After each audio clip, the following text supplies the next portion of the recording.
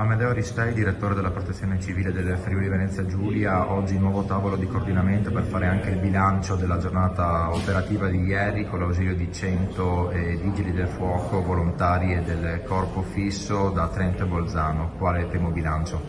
Sì, ieri abbiamo per la prima volta agito in sinergia con il comando dei Vigili del Fuoco di Udine che ha coordinato le operazioni e abbiamo pianificato ed eseguito con i Vigili del Fuoco di Trento e Bolzano, nonché con il Soccorso Alpino, più di 50 interventi. Oggi con le forze a pieno regime, con una pianificazione eseguita nel corso della notte per consentire questa mattina di operare a pieno ritmo, potremo raggiungere anche i 100 interventi a supporto del Corpo Nazionale Vigili del Fuoco. Si sono verificate alcune criticità dovute al maltempo nella giornata di ieri o magari a livello logistico, considerando che non vi conoscete tra vari corpi?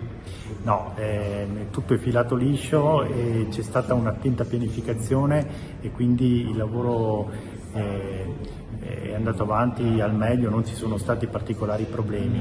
Naturalmente dobbiamo dare delle priorità, naturalmente è necessario anche organizzare tutta la macchina logistica che consente poi a questi 200 uomini che sono impegnati di avere i materiali e di avere tutto quello che necessita per agire a pieno ritmo. I Vigili del Fuoco di Trento e Bolzano rimarranno fino a martedì, una proroga di 2 giorni. Si auspica di terminare tutti gli interventi in coda? Si auspica di arrivare a buon punto, vedremo in base anche alle difficoltà, perché alcuni interventi richiedono più tempo perché devono essere magari rispettate delle condizioni di sicurezza o sgomberato del materiale che necessita prima della messa in opera dei teli, quindi dipende, ma noi contiamo martedì sera di arrivare a buon punto.